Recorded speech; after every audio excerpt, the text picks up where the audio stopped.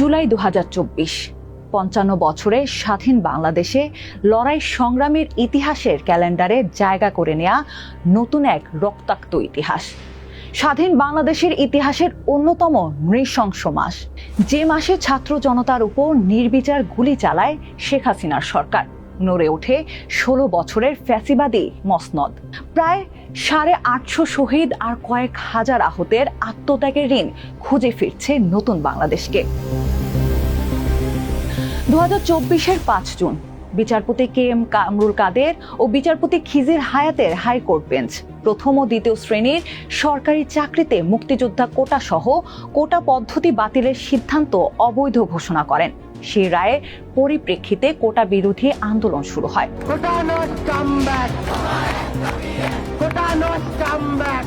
তখন ছাত্র সমাজের দাবিটা ছিল ভীষণ সাধারণ, ৫৫% কোটার গ্রাস থেকে বেরিয়ে মেধাভিত্তির চাকরি পাওয়া।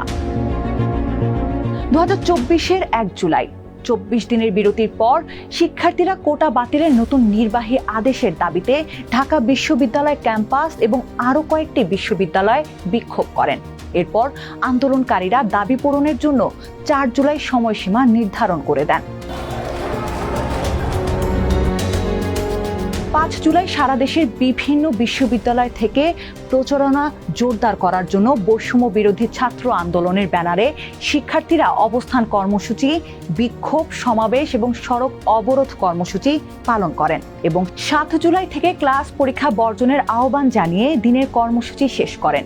এর পাশাপাশি তারা ৬ জুলাই বাংলা ব্লকেট কর্মসূচি ঘোষণা করেন। কোনোভাবেই কোটা ৫%-এর উপরে হতে পারে না। আমি সংস্কার চাচ্ছি, আমি বাতিল চাচ্ছি না, কারণ কিছু কিছু ক্ষেত্রে কোটা রাখা অবশ্যই আবশ্যক হবে। কর্মসূচি প্রতিনিয়ত জোরালো হতে থাকবে। ৭ জুলাই বাংলা অবরোধে শিক্ষার্থীরা রাজধানীতে অবরোধ কর্মসূচি পালন করায় ঘণ্টার পর ঘণ্টা স্থবির হয়ে পড়ে ঢাকা মহানগরী।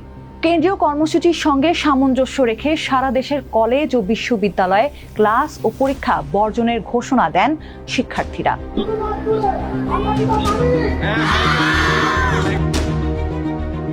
১০ জুলাই আপিল বিভাগ ৪ সপ্তাহের জন্য কোটার উপর স্থিতাবস্থা জারি করেন। তখন সব গ্রেডে সরকারি বিনিয়োগের কোটা পদ্ধতির সংস্কারের দাবি জানান শিক্ষার্থীরা। আর ১১ জুলাই আওয়ামী লীগের সাধারণ সম্পাদক ওবায়দুল কাদের বলেন, কোটা আন্দোলনকারীরা দেশের সর্বোচ্চ আদালতের বিরুদ্ধে তাদের পেশি শক্তি ব্যবহার করছে, যা অযৌক্তিক ও বেআইনি। অন্যদিকে তৎকালীন স্বরাষ্ট্রমন্ত্রী আসাদুজ্জামান খান কামাল বলেন, আন্দোলনকারীরা সীমা অতিক্রম করছে।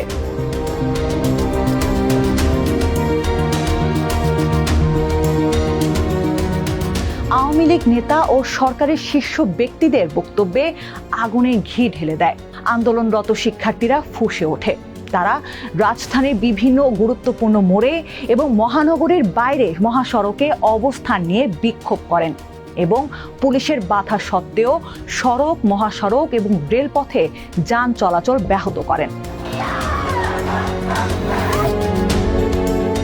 ১৪ জুলাই শিক্ষার্থীরা রাজধানীতে অবস্থান নিয়ে বিক্ষোভ ও অবরোধ সহ মিছিল বের করেন এবং পরে তাদের দাবি জানিয়ে রাষ্ট্রপতি মোহাম্মদ শাহাবুদ্দিনের কাছে স্মারকলিপি পেশ করেন। সন্ধ্যায় গণভবনে এক প্রেস ব্রিফিংয়ে তৎকালীন প্রধানমন্ত্রী শেখ হাসিনা এক প্রশ্নের জবাবে বলেন, মুক্তিযুদ্ধের বিরুদ্ধে এত ক্ষোভ কেন? মুক্তিযোদ্ধাদের নাতিপুতিরাও পাবে না, তাহলে কি রাজাকারের নাতিপুতিরা পাবে? তার এমন বিতর্কিত মন্তব্য কফিনের শেষ পেরেকটি ঠুকে দেয়।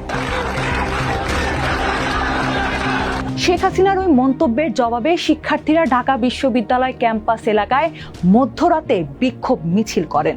ঢাকা বিশ্ববিদ্যালয়ের সব মহিলা হলের ছাত্রীরা ছাত্রাবাসের গেটে কর্তৃপক্ষের লাগানো তালা ভেঙে বিক্ষোভে যোগ দেয়। শিক্ষার্থীরা তখন স্লোগান দেয়, তুমি কে আমি কে, রাজাকার রাজাকার। তাদের এই স্লোগান নিয়েও আওয়ামীপন্থী অনেকে সমালোচনা করেন। একই দিন তৎকালীন সরকার ঢাকা বিশ্ববিদ্যালয় এলাকায় 4G নেটওয়ার্ক বন্ধ করতে অপারেটরদের নির্দেশ প্রদান করেন। ১৬ জুলাই সারা দেশে শিক্ষার্থীরা ব্যাপক বিক্ষোভ করেন। আন্দোলনকারীদের উপর ছাত্রলীগ, যুবলীগ সহ ক্ষমতাসীন দলের কয়েকজন হামলা চালায়। ঢাকা, চট্টগ্রাম ও রংপুরে ক্ষমতাসীন দলের নেতাকর্মী ও আইন শৃঙ্খলা রক্ষাকারী বাহিনীর সঙ্গে আন্দোলনরত শিক্ষার্থীদের তুমুল সংঘর্ষে অন্তত 6 জন নিহত হয়। বেগম রোকেয়া বিশ্ববিদ্যালয়ের ছাত্র আবু সাইদ নিহত হওয়ার ফুটেজ ও ছবি এদিন ভাইরাল হওয়ায় রাতের সাধারণ শিক্ষার্থীরা পাল্টা লড়াই করে ছাত্রলীগকে ঢাকা ও রাজশাহী বিশ্ববিদ্যালয় থেকে তাড়িয়ে দেয়। তারা বিশ্ববিদ্যালয় ক্যাম্পাসে ছাত্রলীগ নেতাদের কক্ষ ভাঙচুর করার পাশাপাশি ঢাবি ও রাবি হলের বেশিরভাগ হলের নিয়ন্ত্রণ নেয়। এর প্রেক্ষিতে শেখ হাসিনার সরকার সব শিক্ষা প্রতিষ্ঠান বন্ধ করে দেয়। তবে পরদিন গায়েবানা জানাজা ও কফিন মিছিলে নতুন কর্মসূচি ঘোষণা করেন শিক্ষার্থীরা। 18 জুলাই কমপ্লিট শাটডাউন কর্মসূচির প্রেক্ষিতে ঢাকায় ও অন্যান্য 47টি জেলায় ব্যাপক সহিংসতা ঘটে। হাজার হাজার শিক্ষার্থী পরিবহন বন্ধ কার্যকর করার জন্য অন্যান্য বিভিন্ন গ্রুপের সাথে যোগ দেন। পুলিশ ও অজ্ঞাত ব্যক্তিরা বুলেট, শটগানের গুলি ও রাবার বুলেট দিয়ে তাদের উপর গুলি চালালে কমপক্ষে 29 জন নিহত হওয়ার খবর পাওয়া যায়। পুলিশ ও ছাত্রলীগের নেতা কর্মীরা ব্র্যাক ইউনিভার্সিটি ও অন্যান্য শিক্ষা প্রতিষ্ঠানের শিক্ষার্থীদের উপর হামলা চালায়। আন্দোলনকারীরাও পুলিশকে ধাওয়া দেন। তাদের ধাওয়া খেয়ে পুলিশ সদস্যরা একটি ভবনের ছাদে আশ্রয় নেয়। পরে র্যাবের একটি হেলিকপ্টারে করে তাদের উদ্ধার করে নেওয়া হয়। 21, 23 ও 25 জুলাইয়ের এইচএসসি পরীক্ষা স্থগিত করে দেওয়া হয়। আন্দোলনকারীরা বিটিভি ভবন, সেতু ভবন ও অন্যান্য সরকারি প্রতিষ্ঠানে ভাঙচুর ও অগ্নিসংযোগ করেন। বিভিন্ন টোল প্লাজায়ও আগুন দেন তারা। সারা দেশে ইন্টারনেট পরিষেবা বন্ধ রাখা হয় এবং মেট্রো রেলের কার্যক্রম অনির্দিষ্টকালের জন্য স্থগিত করা হয়। 18 জুলাই তৎকালীন আইনমন্ত্রী আনিসুল হক কোটা সংস্কারকারীদের আজই সংলাপে বসার আহ্বান জানালেও সেটি নাকচ করে দেন বৈষম্য বিরোধী ছাত্র আন্দোলনের অন্যতম সমন্বয়ক মোহাম্মদ নাহিদ ইসলাম। ফেসবুকে স্ট্যাটাস দিয়ে তিনি জানান, শান্তিপূর্ণ আন্দোলনে সহিংসতা চালিয়ে সরকার অদ্ভুত পরিস্থিতি তৈরি করেছে। এর দায় সরকারেরই। সরকার আলোচনার কোনো পরিস্থিতি রাখেনি। তিনি লেখেন, শহীদদের রক্তের উপর কোনো সংলাপ হবে না। সরকারকেই সমাধানের পথ বের করতে হবে। ওই দিন রাতেই সরকারি চাকরিতে মেধার ভিত্তিতে 80% নিয়োগ করার প্রস্তাব করা হবে বলে জানিয়েছিলেন আওয়ামী লীগের সাধারণ সম্পাদক ওবায়দুল কাদের। তখন জরুরি এক সংবাদ সম্মেলনে ওবায়দুল কাদের বলেছিলেন, আওয়ামী লীগের পক্ষ থেকে সরকারের কাছে সরকারি চাকরিতে মেধার ভিত্তিতে 80% নিয়োগের সুপারিশ করা হবে, বাকি 20% কোটায় রাখা হবে। রাত 8:30টায় ধানমন্ডিতে আওয়ামী লীগের কার্যালয়ে এই জরুরি সংবাদ সম্মেলনে দলের অন্যান্য জ্যেষ্ঠ নেতারাও উপস্থিত ছিলেন। 19 জুলাই শেখ হাসিনার সরকার মধ্যরাতে দেশব্যাপী কারফিউ জারি করে এবং দিনব্যাপী সহিংসতায় কমপক্ষে 66 জন নিহত হওয়ার পর সেনাবাহিনী মোতায়েন করে। নরসিংদীর কারাগার, মেট্রো রেল স্টেশন ও বিআরটিএ অফিস সহ আরও সরকারি প্রতিষ্ঠানে ভাঙচুর ও অগ্নিসংযোগ চালানো হয়। 20 জুলাই সেনা মোতায়েনের মধ্যে কারফিউর প্রথম দিনে অন্তত 26 জন নিহত হয়। যাত্রাবাড়ি, উত্তরা, বাড্ডা ও মিরপুরে ছিল সংঘর্ষের মূল পয়েন্ট। মোহাম্মদপুরেও সংঘর্ষ হয়। সরকার পরবর্তী নির্দেশ না দেওয়া পর্যন্ত কারফিউ অব্যাহত রাখার ঘোষণা দেয় এবং 2 দিনের সাধারণ ছুটি ঘোষণা করে।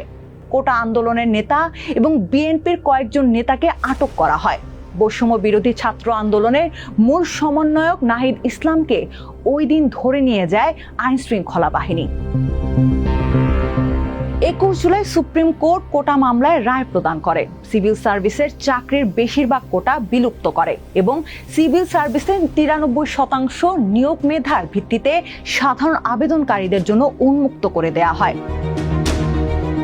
এর প্রেক্ষিতে 56 জন সমন্বয়কের পক্ষ থেকে সংবাদকর্মীদের কাছে একটি যৌথ বিবৃতি পাঠানো হয়, যাতে শিক্ষার্থীদের কমপ্লিট শাটডাউন আরো জোরদার করার আহ্বান জানানো হয়। বিবৃতিতে বলা হয়, 300 জনেরও বেশি ছাত্র ও মানুষ নিহত হয়েছে। শুধুমাত্র আদালতের আদেশ ব্যবহার করে সরকার হত্যার দায় এড়াতে পারে না। 27 জুলাই ডিএমপির গোয়েন্দা শাখা আরো 2 সমন্বয়কারী সার্জিস আলম ও হাসনাত আব্দুল্লাহকে হেফাজতে নেয়। তাদের ব্যক্তিগত নিরাপত্তা দিতে এবং সাম্প্রতিক ঘটনা সম্পর্কে জানতে তাদের হেফাজতে নেওয়া হয়েছে বলে জানায় ডিবি কার্যালয়।